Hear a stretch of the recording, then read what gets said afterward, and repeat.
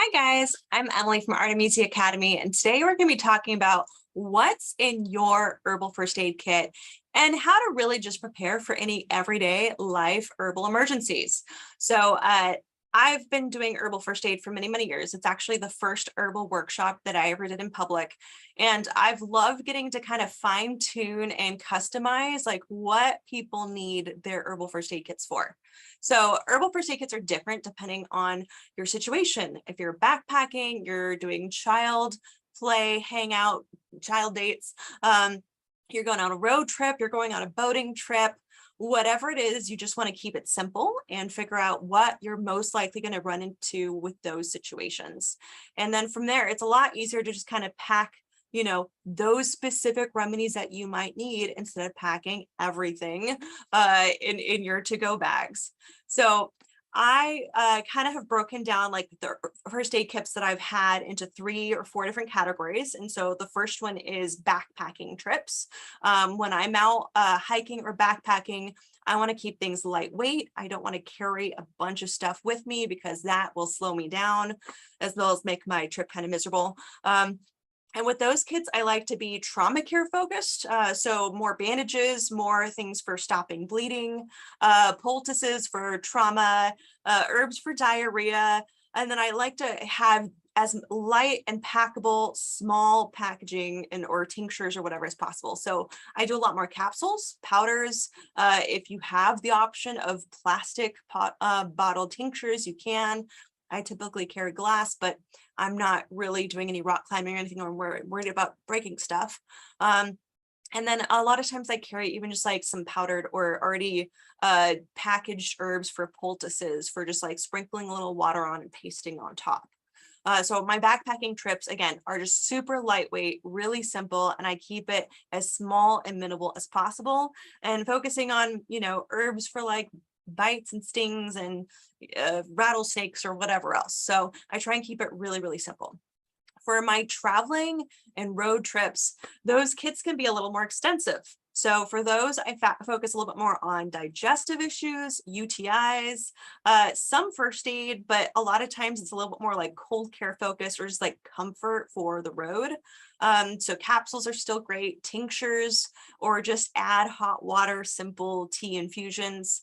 And then for traveling, I also like to keep in mind like liquids can spill or oils can go bad in a hot car. So whatever might explode, I kind of keep minimal or double packaged in plastic or in a shaded cooler kind of bag so that nothing spoils or spills when I'm traveling, because there's nothing worse than opening up your suitcase and finding your favorite blouse filled with tincture on top of it. So I try and keep things nice and sealed up and tidy and as much as I can away from my clothes just so that things are safe. For doing like family trips or working, I used to do a lot of lifeguarding and childcare when I was younger. And so I had specific kits for those for like when I'm out with the fam. And so I like to have a totally different herbal first aid kit for that. Herbs that are really child friendly, things that I'm not worried about someone accidentally swallowing or, so I don't put capsules in those because I don't know how well they'll be able to safely swallow things. I don't want kids thinking, oh, it's candy. So for these, I like to keep things like a little bit simpler for the salves for boo-boos, the oils for, bug bites and stings, if I do have something for stopping bleeding, it's typically a packaged powder or a tincture that I have with a child safety lock on it. So I don't make sure, they're not going to get into it.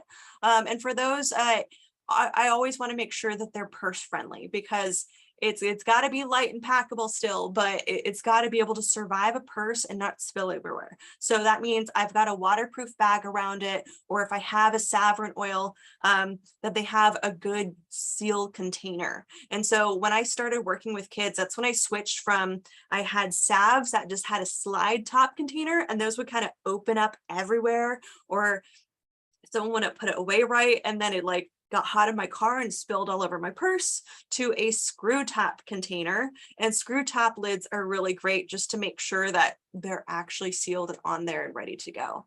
And then for those salves, I even might add a little extra beeswax just so that they are a little bit more travel safe. So they're stiffer, they're kind of hard to use, but I can keep like a spatula, a little wooden spatula or stick or something like that in a what you call a popsicle stick in my purse. And that way it's easy to scrape it out and use just a little bit at a time instead of, the kids like to put their fingers in it and goop it everywhere. So I try to keep it as mess free as possible.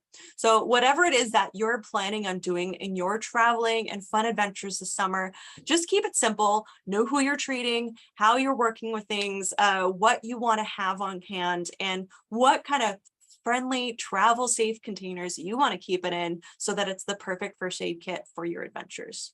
So if you guys are really excited about making herbal first aid kits like I am, I love nerding out with people and figuring out the perfect first aid kit for you and exactly what you want to have in your kit.